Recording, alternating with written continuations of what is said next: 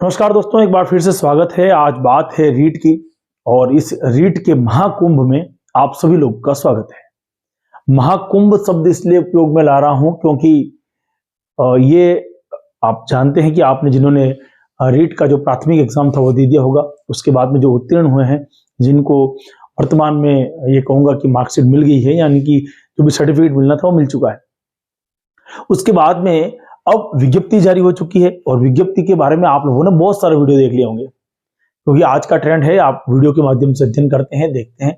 आपके जो चुनिंदा टीचर्स हैं उनके वीडियो आपने देखे होंगे कि इतनी विज्ञप्ति आई है। हम उसके बारे में बात नहीं कर रहे हैं क्योंकि विज्ञप्ति का हमारे यहाँ पर खाली एक ही महत्व है कि हमें एक ही कुर्सी चाहिए और वहां तक ही हम सीमित हैं। हमारे लक्ष्य के लिए जरूरी है कि एक कुर्सी होनी चाहिए, यानी एक कुर्सी का मतलब एक सीट होनी चाहिए। उस सीट पर हम नियुक्त हो जाएंगे, वहां हमारा काम खत्म हो जाता है। तो हम उसके बारे में चर्चा नहीं करेंगे। बहुत ही ज्ञानी लोगों ने उसके बारे में चर्चा करी है, बहुत ही अच्छे शिक्षक कहूंगा जिन्होंने इसके बारे में चर्चा करी है। ठीक है, वहां तक संभव है जहां तक उन्होंने अपनी व्याख्या करी, और हर व्यक्ति अपने अनुसार कुछ बता रहा है, अपनी बात रखना चाह रहा है आप लोगों के सामने। उसी क्रम में मैं भी अपनी बात रख रहा हूं। आप लोगों के लिए विशेष हो सकता है या विशेष नहीं भी हो सकता है। अब परिस्थिति के आधार पर आप देखेंगे तो पता लगेगा क्या महत्वपूर्ण चीजें हैं। सबसे पहले तो हमें रीट के बारे में ये जानना है कि रीट का जो साइंस और मैथ्स का भाग है वो पूरा का पूरा मेरे यूट्यूब पर उपलब्ध भी है और नए सिरे से मैं अपलोड कर रहा हूं, क्योंकि हमने ये पहले से तैयारी कर रखी थी। तो अब दिक्कत नहीं आएगी एक साथ अपलोड करने में। अब यही होगा कि एक साथ हम पूरा का पूरा अपलोड कर दें, और क्योंकि कुछ विद्यार्थियों का कहना था कि एक साथ ही हम अध्ययन करते हैं, तो कोई चीज टॉपिक ढूंढना तो अलग अलग चैनल पर नहीं जाना पड़े। अच्छी बात लगी उनकी और हमने उसको एक्सेप्ट कर लिया और सारा का सारा एक पुलिंदा बना दिया है और आप लोगों के लिए वो इकट्ठा मिल जाएगा। ये तो हमारी बात होगी। अब बात करते हैं आज की विज्ञप्ति की चर्चा पर, यानी कि जो हमारा सिलेबस है उसमें कुछ लोगों का मानना था कि सर हमारे, मान लो कि हम सोशल साइंस से भर रहे हैं, आप जिससे भी अपना फॉर्म भरेंगे उन फॉर्म की डेट आपकी जनवरी में है। यानी फॉर्म की जो कुछ ही दिन पहले और कुछ ही दिन बाद में 19 जनवरी आपकी अंतिम डेट रहेगी, वहां तक भर सकते हैं। इसके बारे में भी आपको बहुत सारी चर्चाएं मिल चुकी होगी। कुछ लोगों का कहना है कि एग्जाम कब है वो आप क्लियर हो चुका है, 25 फरवरी से लेकर के 28 फरवरी के बीच में आपके एग्जाम कंप्लीट हो जाएंगे। तो ये बात भी आप लोगों की जानकारी आपके पास में है। तो महत्वपूर्ण क्या है? महत्वपूर्ण है आज का सिलेबस, जिसके बारे में हमें चर्चा करनी है और उठाना है पूरा का पूरा आज का सिलेबस। तो विद्यार्थी उसी के बारे में हम बात करेंगे। क्या करना है, रणनीति क्या है, आज की रणनीति ही देखेंगे। इंपोर्टेंट कहां से है, आपकी जो वेबसाइट पे अपलोड हुआ है, राजस्थान कर्मचारी बोर्ड जयपुर के द्वारा, और इन्होंने पहले से ही अपने परीक्षा नीति को बना रखी है और उसी के आधार पर इन्होंने लिखा है कि परीक्षा 300 अंकों की होगी। विज्ञप्ति के अंदर लिखा हुआ है, यानी कि पहले जो पाठ्यक्रम दिया है उसके अनुसार बता रहा हूं। परीक्षा के लिए एक प्रश्न पत्र होगा। प्रश्न पत्र की समय अवधि 2 घंटे और 30 मिनट की होगी।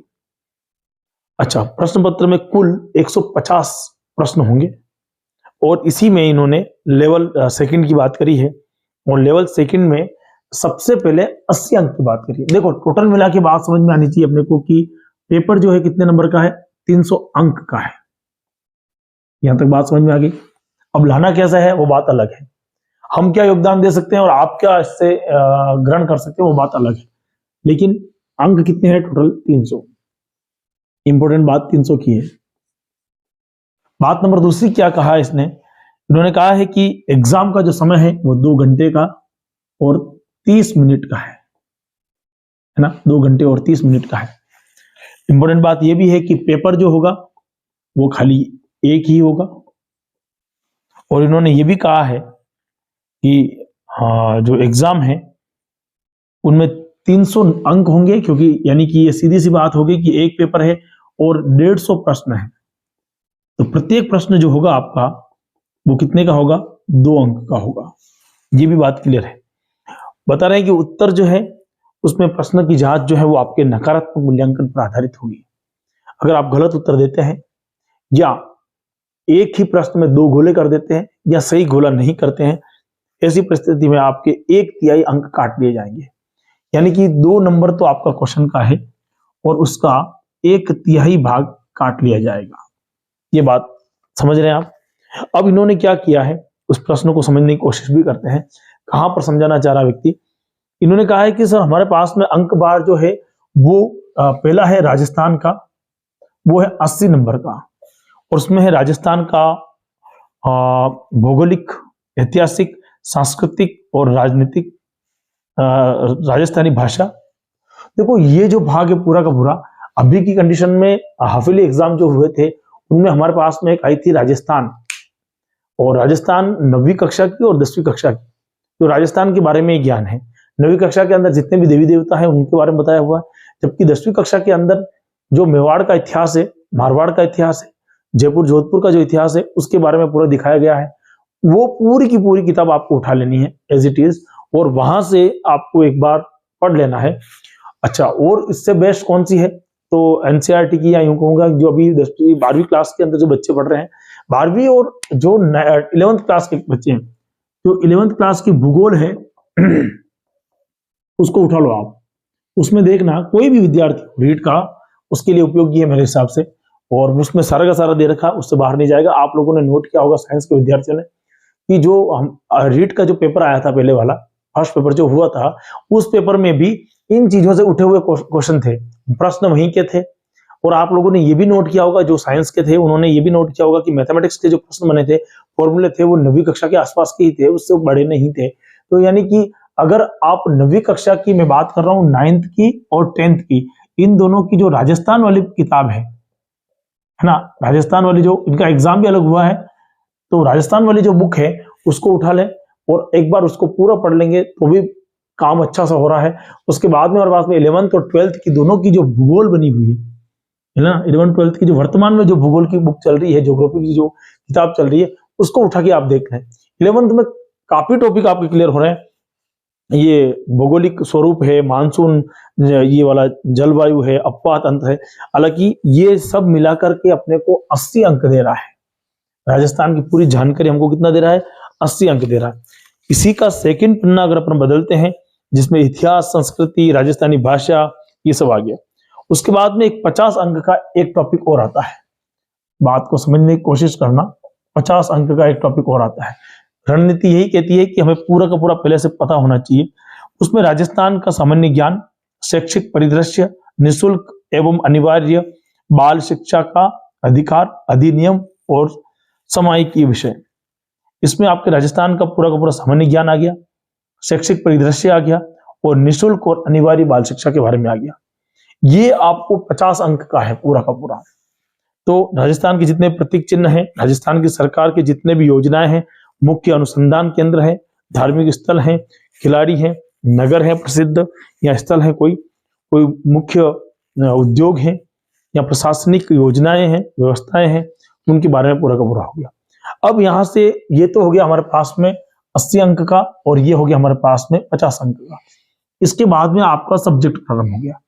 अगर हमारे पास में मान लेते हैं कि विज्ञान है, यानी कि हमें विज्ञान और गणित दोनों हो गए हमारे पास में। विज्ञान और गणित के लिए इन्होंने आगे लिख दिया है 120। कितना लिख दिया है, 120 अंक। अब हो सकता है कोई हिंदी से भर रहा हो सकता है कोई एसएस से भर रहा हो, वो बात अलग है।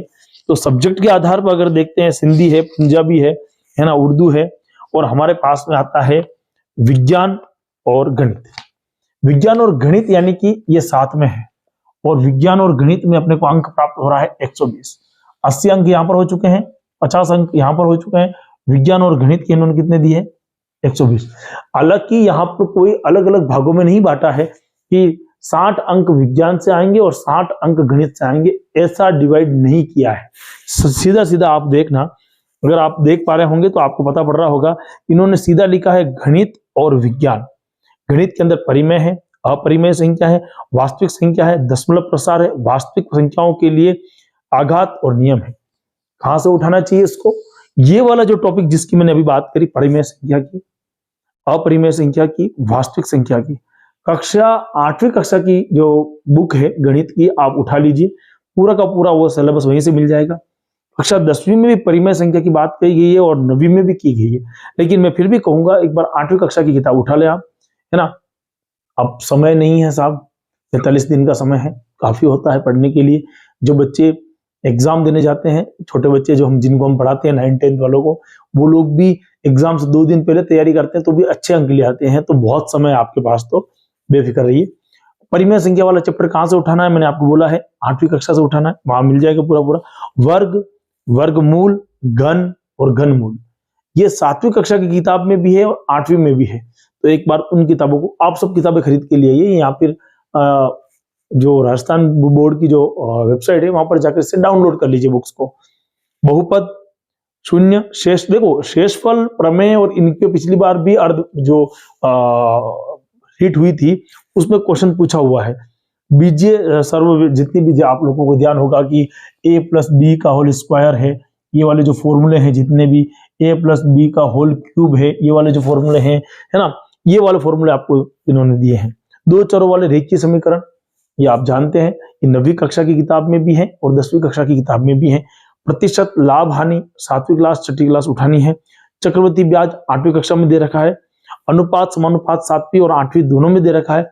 वृद्धि और दरहास 7वीं 8वीं को तो किताब उठा लो, यानी 6ठी क्लास से लेकर के आपको बुक लानी ही लानी है। फिर बात आती है हमारे पास में रेखा और कोण, ये आप जानते हैं, बिंदु किसे कहते हैं, लंबाई चौड़ाई आकृति कुछ भी नहीं होती है। और कोण किसे कहते हैं, जब पॉइंट यानी एक बिंदु से दो किरणें निकलती है, अब किरण किसे कहते हैं, कोण किसे कहते हैं, त्रिभुज किसे कहते हैं, सब आप पढ़े लिखे हैं और इसके बारे में आप अच्छी तरह से जानते होंगे।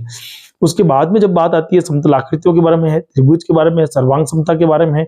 ये सर्वांग समता वाले जो नियम सिद्ध करने वाले एस नियम है ना, ए नियम है, ये वाले जो नियम है उनको एक बार आप देखिए, वहां से क्वेश्चन बनेंगे। ये भी 9वीं कक्षा में दे रखा है, 10वीं कक्षा में भी इसको दे रखा है ना। लेकिन एक बार आप 9th क्लास की बुक उठाएं, और इससे भी आप इधर थोड़ा इजी में जाना है तो छोटी क्लास की बुक उठा के देख लें, उसमें मिल जाएगा। समतलीय आकृतियां, समतलीय आकृतियों के लिए आप सीधा जाइए 8वीं क्लास, 8वीं की बुक उठाइए और 8वीं की बुक को पढ़िए। 8वीं के बाद 9वीं वाली बुक को पढ़िए। 13वां चैप्टर है शायद तक उनका, और इनका भी 10वीं वालों का भी 13वां 14 चैप्टर है। 14 तो सांख्यिकी आ गई है, 13वां ही चैप्टर है। और 10वां चैप्टर व्रत है, और शायद तक 11वां चैप्टर जो है वो व्रत की आकृतियों के बारे में है। 12वां चैप्टर जो है हीरोन का फॉर्मूला वाला है। तो 9th और 10th में से आपका पूरा का पूरा सिलेबस बैठ जाएगा। एक बार उठा के देखना, आप पढ़ना है आपको उसको, है ना। बाकी तो मार्केट में बहुत सारी बुक्स अवेलेबल हैं, तो आप वहां से भी उठा सकते हैं। लेकिन फिर भी अगर आपको ढंग का मटेरियल चाहिए और उनको थोड़ा सा पढ़ने की दृष्टि से ही देखना है तो वहां से उठाइए। और साइंस के बारे में तो मेरे पूरी क्लास होगी।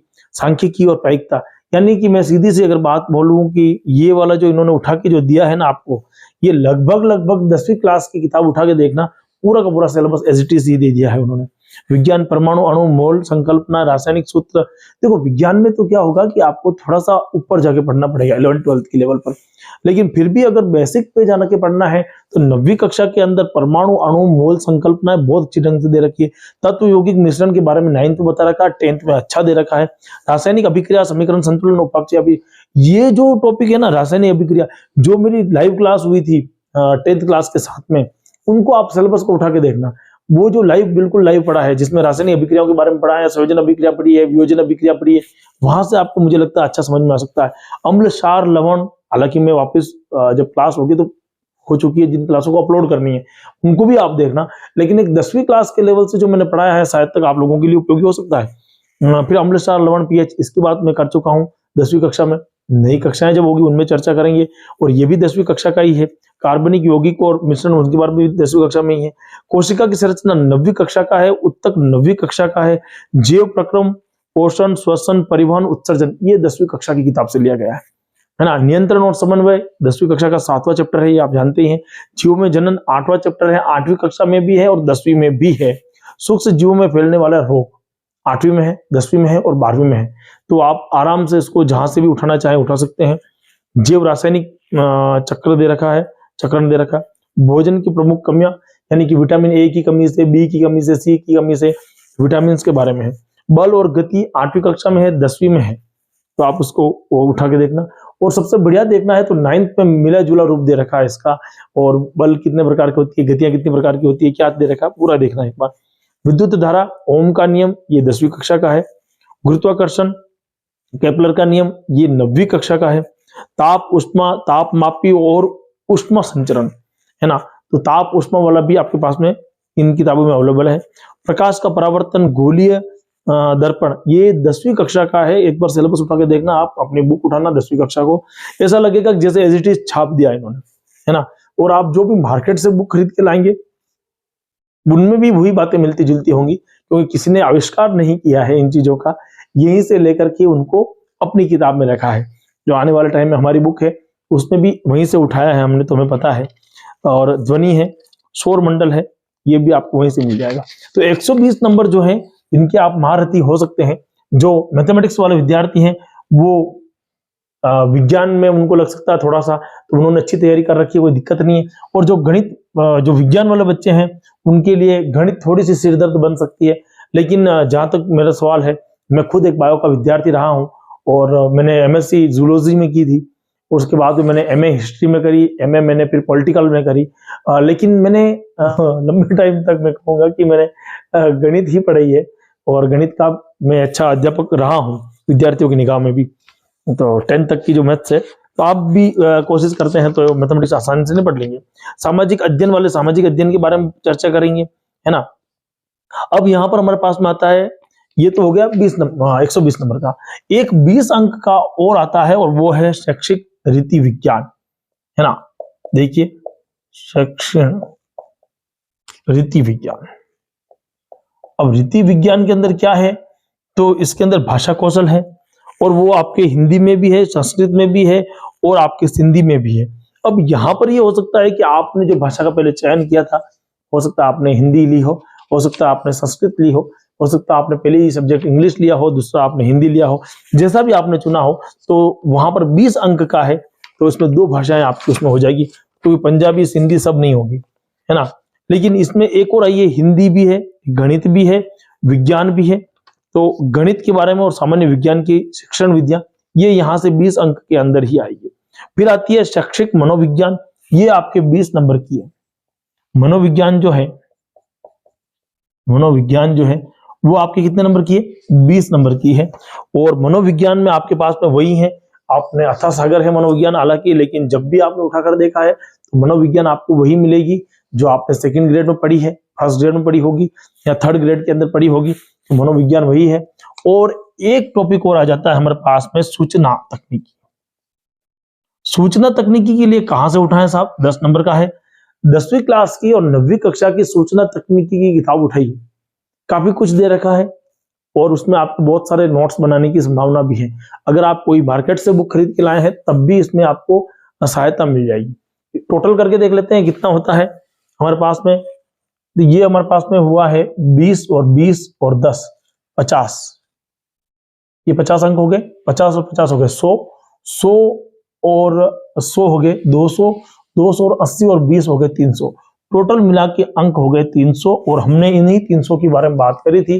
300 अंक है, 2.5 घंटे हैं, एक ही पेपर है और 150 प्रश्न है और प्रत्येक का 2 अंक हुआ। अगर गलती से आप कोई गलती करते हैं तो 1/3 आपका भाग काट लिया जाएगा। ये पूरे सिलेबस की एक मोटी मोटा चर्चा थी। अब बात करते हैं सिलेबस को किस तरह से पढ़ा जा सकता है या कौन सी किताब को उठाई जा सकती है। करना क्या है, देखो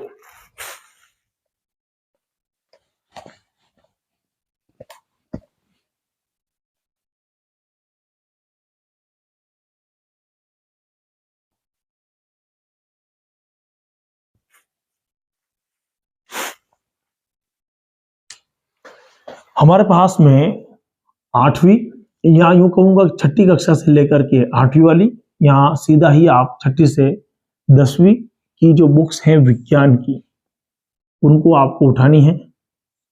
साथ ही साथ में आपको गणित की बुक भी उठानी है। साथ ही साथ में 9th और 10th की जो सूचना प्रौद्योगिकी है वो भी उठानी है। और साथ ही साथ में 9वीं और 10वीं की आपको राजस्थान की जो अलग से बुक है वो भी उठानी है। ये सभी बुक्स आपको अपने पास रखनी है। उसके बाद में क्या करना है, तो उसके बाद में अगर आप 11वीं कक्षा और 12वीं कक्षा की भूगोल उठा लेते हैं तो काफी मदद मिल जाएगी आपको, क्योंकि भूगोल के अंदर कुछ अच्छा समझा रखा है 11वीं कक्षा के अंदर कि राजस्थान का विस्तार कितना है, भारत की लंबाई चौड़ाई कितनी है, कुछ भारत की जानकारी भी है, कुछ राजस्थान की जानकारी भी है और बुक आगे जाके भी अपने को काम आ जाएगी। ये कंडीशन हमारे पास में है ही है। प्लस अगर अपने को जीव विज्ञान की किताब मिल जाए, किसकी, जीव विज्ञान की 11th की मिल जाए या 12th की मिल जाए, दोनों ही मिल जाए बहुत ही बढ़िया है। क्योंकि 11वीं 9वीं 10वीं का विस्तृत रूप कहीं ना कहीं हमको बायोलॉजी में यहाँ मिल जाएगा और हमारे लिए बेस्ट भी है। अब रही बात, क्या सर हमको केमिस्ट्री और फिजिक्स उठानी चाहिए? नहीं, आप यहाँ पर 11th 12th की केमिस्ट्री फिजिक्स मत उठाइए। जैसे उठाएंगे तो हो सकता है कुछ लोगों के लिए इजी लगे, पढ़ने में अच्छा भी लगे, लेकिन बाद में जाके वो आपके लिए थोड़ा सिरदर्द खड़ी कर देगी। उतनी लेवल की आवश्यकता ही नहीं है ना। और ये जो लेवल है अभी की कंडीशन के अंदर, जितना किताबों में पर्याप्त दिया गया है उतना ठीक है। 300 अंक का टोटल है और 150 क्वेश्चन टोटल है। नकारात्मक अंकन की बात की गई है तो नेगेटिव मार्किंग है, तो प्रश्न को सोच समझ के करने हैं। सारे बहुविकल्पी प्रश्न है, तो पहले एक मार्कशीट अपने खुद की या एक पेपर निकाल लीजिए जिसमें कम से कम 150 प्रश्न सोल्व करने की कैपेसिटी हो। कितने गोले कर सकते हैं और गोला किस मार्जिन से कर सकते हैं, पेपर पहले से तैयार कर लें अपना खुद का। ये क्वेश्चन इंपॉर्टेंट है और उसमें से एक छोटा पेपर बनाना है अपने को, उसमें ज्यादा क्वेश्चन ना हो। 150 प्रश्न खुद बना लेना है, खुद अपने ही बनाने हैं कि ये प्रश्न आ सकता है, ये आ सकता है, ये आ सकता है, और उसी में से क्वेश्चन कई बार बैठ जाएंगे, आप देखना। तो अपने खुद का एक पेपर तैयार करना है। और जो क्लास है 6ठी से 10वीं तक की, और जो मैंने 9th और 10th की बात करी, जो मैंने 11th 12th की बात करी, वो अपने पास होनी चाहिए। क्या करना चाहिए, अगर अपने पास में जीके की अगर कोई बुक्स अवेलेबल हो तो बहुत सारी किताबें मार्केट में अवेलेबल मिली है। लक्ष्य भी मिलेगी, दक्ष भी मिलेगी, और इनकी आरबीडी की बुक्स भी मिलेगी। बहुत सारी बुक्स अवेलेबल है, एक बार उठा के देखिए, उनमें से जो आपको बेस्ट लगती है आप उठाइए। कुछ विद्यार्थियों ने खरीदी भी है, जो हमारे लाइब्रेरी के स्टूडेंट है उन्होंने भी खरीदी है, तो उनके बारे में मैं चर्चा करके आपको बताऊंगा कि उनका क्या राय है। बाकी मेरे हिसाब से तो एक बार ये किताब मिल जाएंगी, काफी हो जाएगी। और अपना नोट्स की कैसे क्या कर सकते हैं, क्या नोट्स अब खुद बनाने का टाइम है, तो खुद नोट्स बनाना है तो जब तक खुद नहीं बनाएंगे तब तो समझ में आएगा नहीं। मेरा तो पर्सनल मानना ये है। आप लोगों को कहने वाले ये भी कहेंगे कि अब समय नहीं है, लोगों ने बहुत पढ़ लिया है और आप खुद नोट्स नहीं बना सकते, इतना टाइम नहीं है, 8 से 10 घंटा आपको अब कहाँ लगेगा, आपको तो पूरे पूरे दिन इसी में। ये अलग बातें हैं, भौतिकता से थोड़ी अलग है, वास्तविकता से थोड़ी अलग बात है। ठीक है, पढ़ाई की जा सकती है, लंबे टाइम तक की जा सकती है, अच्छी पढ़ाई की जा सकती है, लेकिन ये संभव नहीं है कि आप पूरे दिन उसी में लग जाएंगे, ऐसा नहीं है, प्रैक्टिकली बात नहीं है। बात नंबर 2, ये भी संभव नहीं है कि अब नोट्स नहीं बनाए जा सकते। तो जो क्या अब जिन विद्यार्थियों ने इतने दिनों तक पढ़ाई नहीं करी है, आज से पढ़ाई चालू करेंगे विज्ञप्ति आने के बाद में, क्या उनका चयन नहीं होगा? ये भी एक अपने आप में प्रश्न है। अधिकांश लोगों का होगा उन्हीं में से, और जिन्होंने पहले से तैयारी की उनका भी होगा। तो चयन होना एक अलग चीज है और अफवाहें एक अलग चीज है। जो लोग अफवाहें फैलाते हैं कि बस ऐसा हो जाएगा ना, अब कुछ नहीं हो सकता, बहुत टाइम बाकी है, ऐसा कोई दिक्कत वाली बात नहीं है। समय है आप लोगों के पास में अभी तक, और ठीक है 45 दिन के आसपास में समय है, ये मान के चलते हैं अपन। टारगेट हमारे पास में होना चाहिए, क्योंकि आज की तारीख में अगर अपन जाते हैं तो 14 तारीख हो जाती है। 15 तारीख से आप गिनो, 15 दिसंबर, यानी कि 15 दिन तो ये मिल गया आपको। जनवरी के 30 दिन मिल जाते हैं, और फरवरी के अंदर अगर एग्जाम 25 तारीख को भी होता है तो 25 दिन भी आपको ये मिल जाते हैं, है ना। तो 3, 4, 5, 6, 7 काफी दिन बच रहे हैं यार। ये तो दिसंबर का 15 है ना, और 30 दिन की जनवरी हो जाती है आपकी, और 25 दिन की आपकी फरवरी हो जाती है ना। तो ये देख लो, दिसंबर ये हो गया आपका ना। अब मुझे बताओ, 5 और 5 10, 1, 3, 4, 5, 6, 7, 70 दिन के आसपास में है। ठीक है, 2 महीने हैं, और क्या चाहिए आपको? 70 दिन के आसपास में है, काफी हो सकता है ना। अभी मैंने किसी का देखा था, उन्होंने कहा था 45 ही दिन पड़े, हमने निकाला तो 70। बस ऐसी ही भ्रांतियां हैं, देख लीजिए। अब आप, किसी ने कहा कि 45 दिन पड़े हैं और अभी हमारे पास में कितना आ गया, 70 दिन आ गया। तो ऐसे कुछ चीजें ढूंढेंगे तो आपको परिवर्तन नजर आएगा। इन 70 दिन में दुनिया बदली जा सकती है। अगर आप कोई कहीं छोटी मोटी नौकरी कर रहे हैं 2-4 हजार 5 हजार की, तो हो सकता है आपके लिए कोई कुर्सी हो, और जिनके अंडर में आप नौकरी कर रहे हैं हो सकता है कि आप कुछ दिनों बाद वहीं पे आसपास के स्कूल में लग जाएं, और उसी स्कूल में आसपास लगने के बाद में वही व्यक्ति जिसके पास आप नौकरी कर रहे हैं, वो व्यक्ति आपके पास में आए कि भाई साहब मेरा भी वोटर आईडी कार्ड में ये काम करवाना है, या वोटर आईडी चेंज करवाना है, जुड़वाना है, या मेरे बच्चे को पढ़ाना है। अब समय बदलता है, हर व्यक्ति का निश्चित तौर पर बदलता है, तो ये चांस है, मौका है, किसी को गंवाना नहीं है। और काफी सीटें हैं, काफी चीजें हैं, और हमें ये कुर्सी खाली एक, और एक कुर्सी हमारे पास अवेलेबल है। तो अगले वीडियो में जो मैं बात करूंगा वो कुछ इसी तरह की होगी, लेकिन जो सिलेबस है मैं पूरा एक साथ अपलोड कर रहा हूँ आप लोगों के लिए, विज्ञान वर्ग पूरा का पूरा विज्ञान का। तो जय हिंद, जय भारत।